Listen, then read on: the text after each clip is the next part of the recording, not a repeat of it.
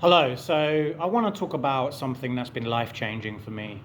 A meditation technique that, honestly, without this, I probably would have gone crazy. I suffer from anxiety, I've got my vices. Every day I have to be very careful because I have certain addictions. I'm not going to go into too much here, but when I discovered this, it was like a light bulb moment. It was an epiphany that has always stayed with me. And trust me, I've had a lot of epiphanies when it comes to meditation and, always searching for the answer, always like going around in my head.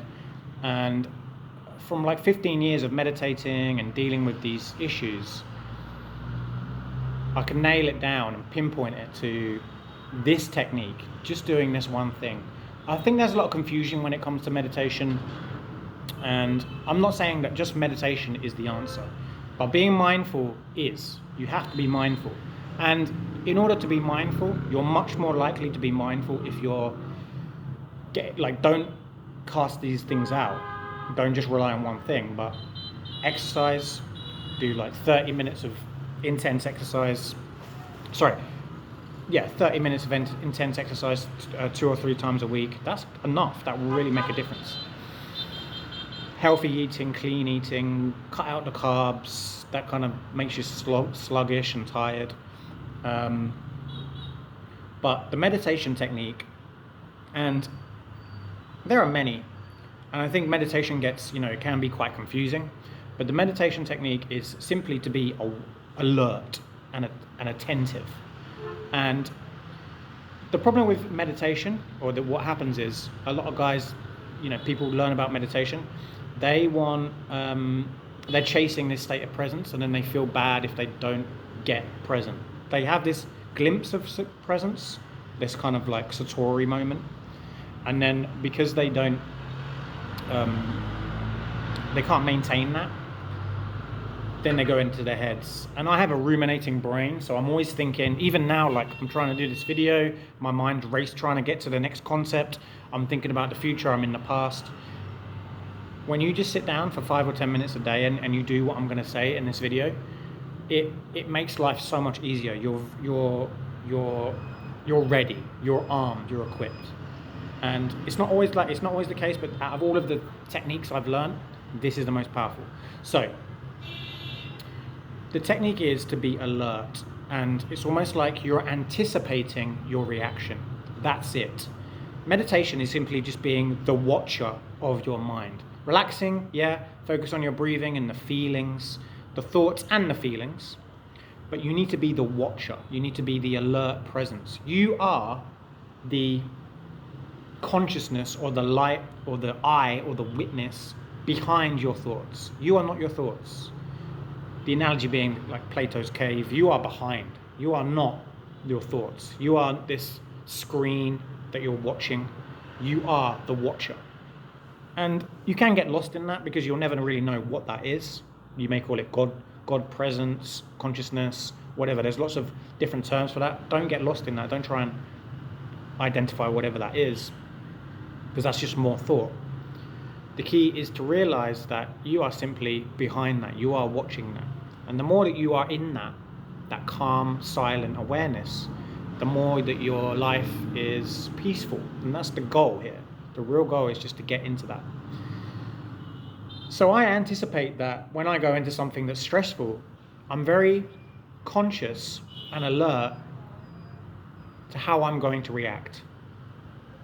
Rather than hoping things go a certain way, I obviously want things to go a certain way, but I'm not rigid and I'm not projecting this ideal way that things go.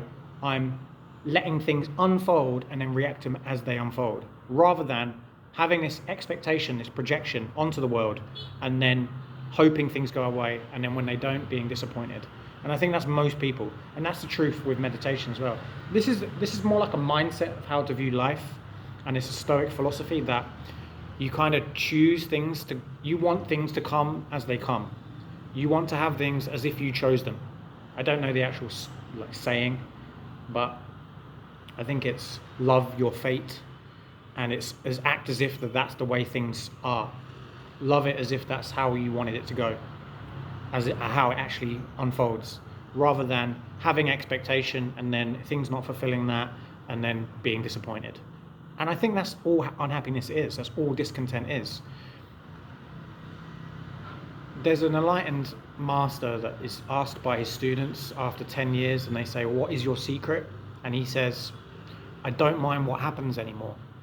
And that can be taken two ways. You can look at that as if to say that's like an apathetic statement, but from the spiritual sense, from an enlightened sense, yeah, you don't mind what happens anymore because you know that you can handle anything. From this point of view, if you are alert, you have attention, and you are dealing with things as they unfold, rather than having expectation and then reacting and being upset, act as if you chose that. And be very present and conscious of how your body and how your mind is reacting. And be like, oh, that's interesting.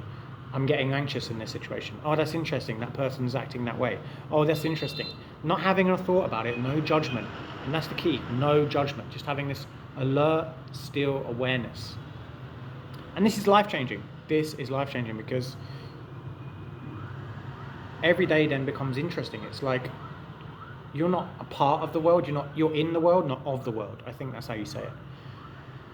So I've never really spoke about this before, and I'm going to try and articulate this more and more. This is a really powerful concept, and it will help you overcome many things in life.